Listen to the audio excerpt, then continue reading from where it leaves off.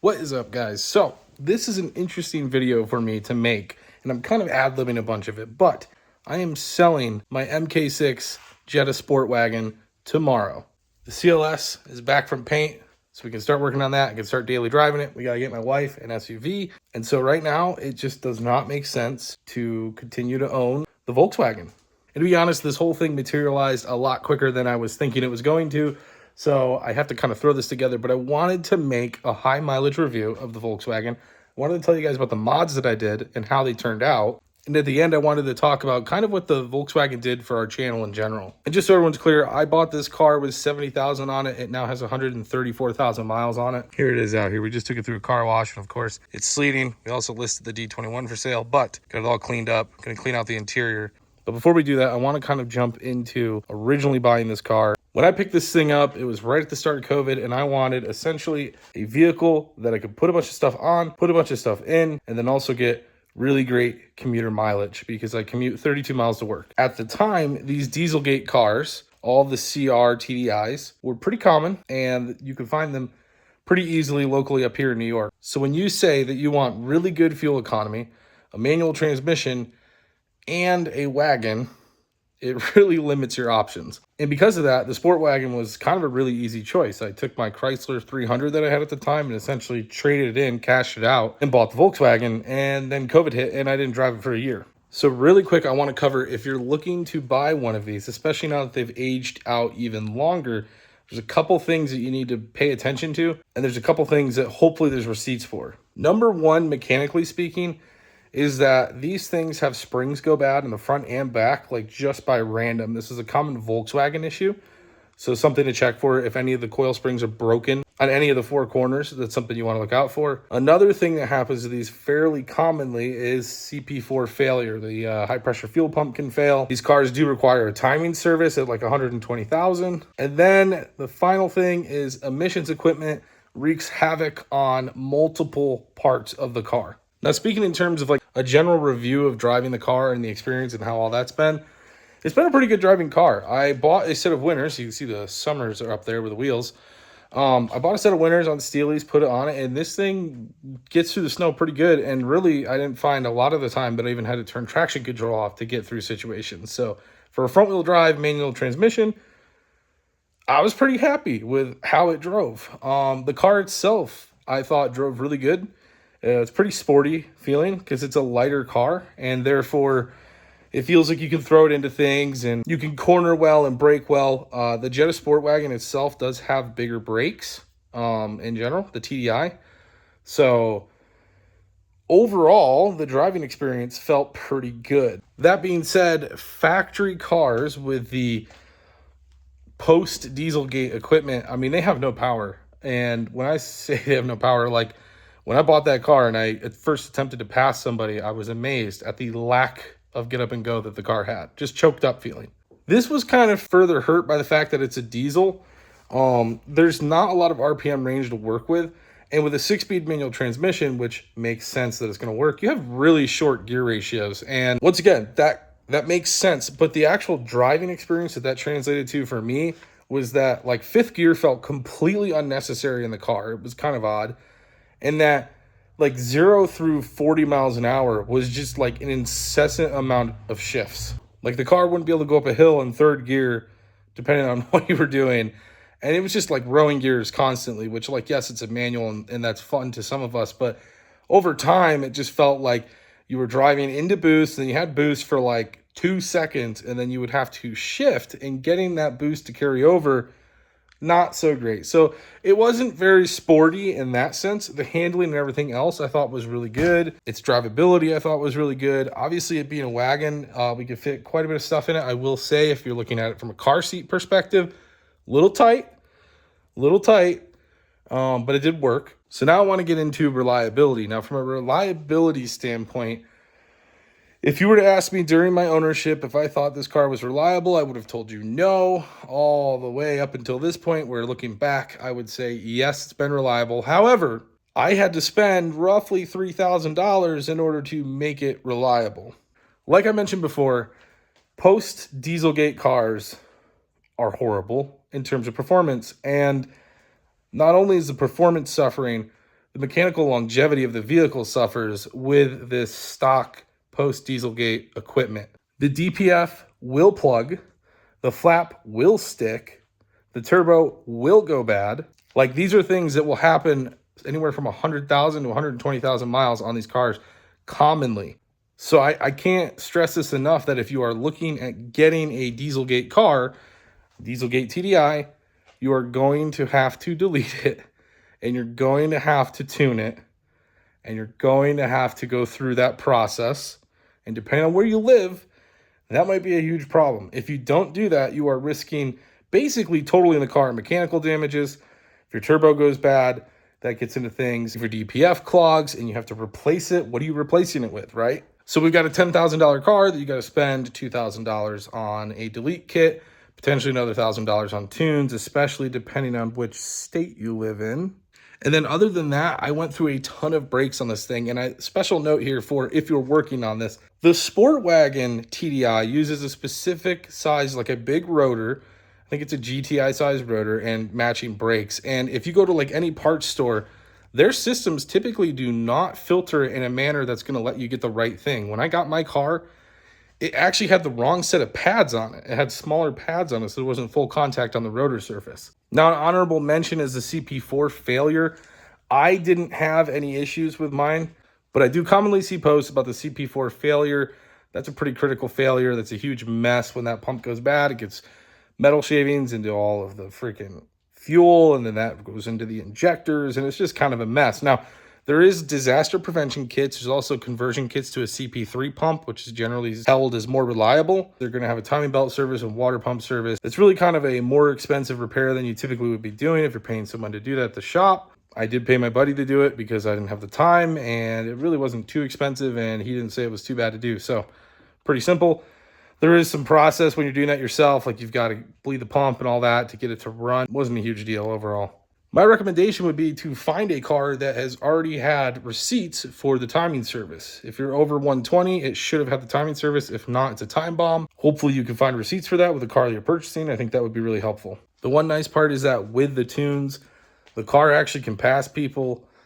Stage 2 is what I went with through Malone and Raw Tech. It can pass people. It's fairly sporty. It did increase the sort of jerkiness that's created with the short gears. The 6-speed manual, it gets pretty jerky. A couple other things to watch out for. These cars have roof drains that clog pretty commonly. The hardcore Volkswagen people will tell you that's normal, that you have to clean out your drains, but I don't hear anyone else at any other car saying that all the time. If you get a slick top with no moonroof or anything, it's not a big deal. You won't obviously have drains to be plugged. Other issue that people ran into is the navigation radio itself being buggy and essentially just quitting. So I have a non-nav and a no sunroof car, and that kept it very simple and reliable for me. So at the end of the day, would I buy one of these again? I think I would recommend these to people. I think they're getting older, which is starting to close the window on that. I'd say overall the car to me has been kind of like a 7.5 out of 10.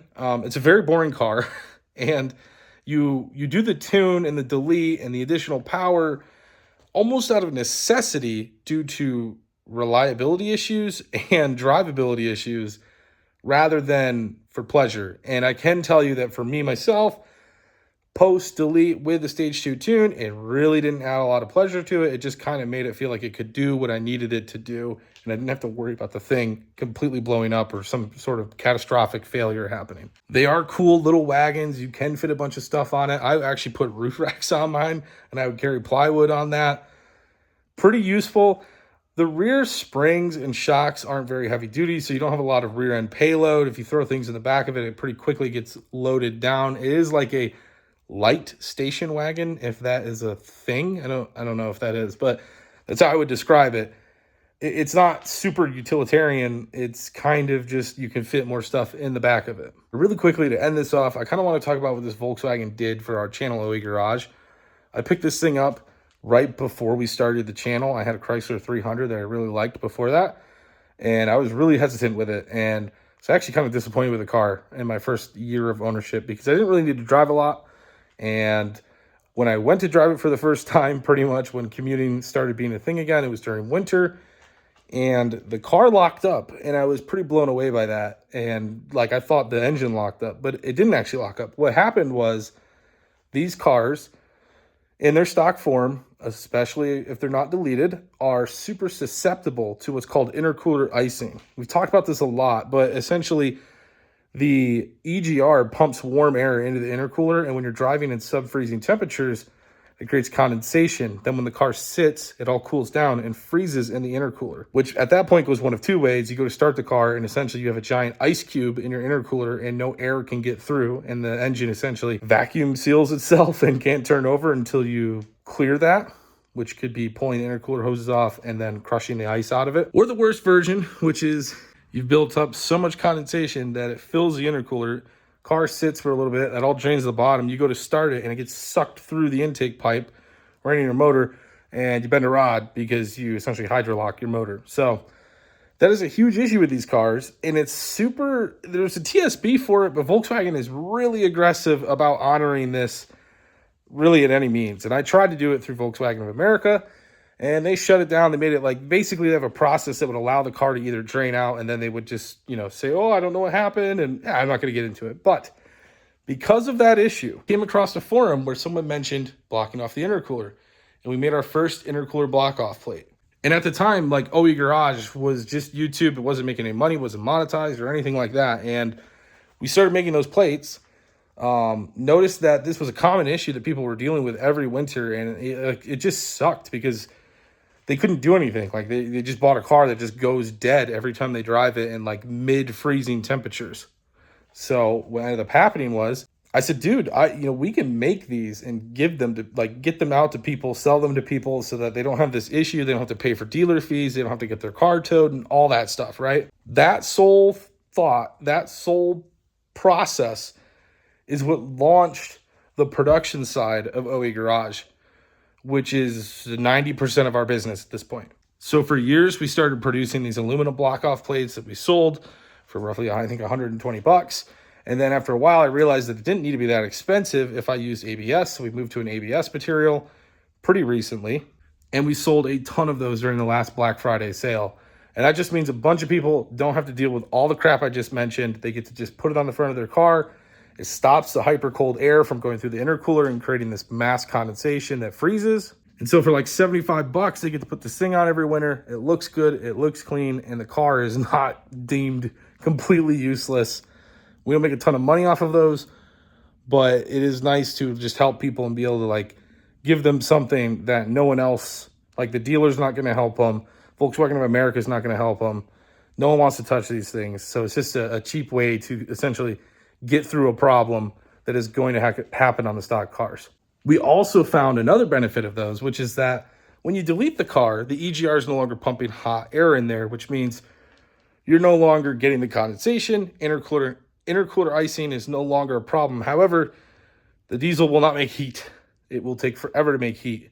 So on both non-deleted and deleted cars, this plate prevents hypercooling the intake air temperature. During winter months, it's already going to be cold.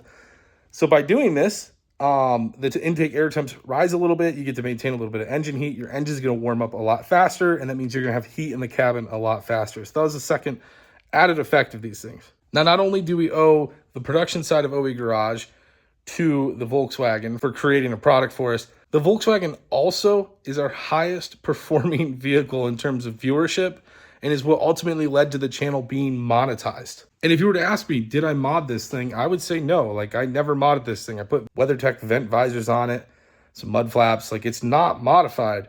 But by doing the delete video, by doing the maintenance videos like the brakes and things like that, the fog light install, all of those videos were the videos that gave us the watch hours to be monetized as a channel. Not the RX-7, not the LS D2200, and not the many versions of the D21 that we had. Realistically, all of OE Garage success came from this vehicle right here. So on that note, I'm a little bummed that I'm finally selling it. It does kind of finally feel like a personal vehicle for me, where so many years felt like just a commuter. So there's a little bit of bummer there. And, I'm just happy that it was able to get me into the Volkswagen community, get OE Garage kind of into some sort of production environment. Now we obviously make LS swap kits and all that stuff, but gave us the groundwork to get in all of that. And the car stayed reliable enough through, yes, like $3,000 worth of mods, reliability mods, but it stayed reliable enough that I could confidently do things to my other vehicles, like ridiculous things to my other vehicles, and know that I would have the Volkswagen to drive to work the following day. But yeah, guys, I know this was a little all over the place. I'm making this literally the night before I sell the car. I just felt like I had to put one together and make a video about it. I know a lot of that was Cliff Note style, but I hope it at least helps inform you if you're looking at buying one of these in the future and you come across this video. And lastly, I got actually a ton of messages, which really surprised me when I posted the car for sale from people who had seen it and videos and things like that. Really appreciate you guys watching. Really appreciate you bringing me into the Volkswagen world, accepting us in there, letting OE Garage make these parts for you guys. We are not going away. I will still be in the forums. I'll still be on the Facebook pages. We'll still be selling the Volkswagen parts, just for the time being, without a Volkswagen of our own. Guys, thanks again for watching. If you have any thoughts about Volkswagens, do you own one? You want to talk about your experience, put them in the comment below to help someone if they're looking at buying one and they want some reviews on it. Put it down below in the comments so they can read that as well. But for me, it's time to get working on this thing.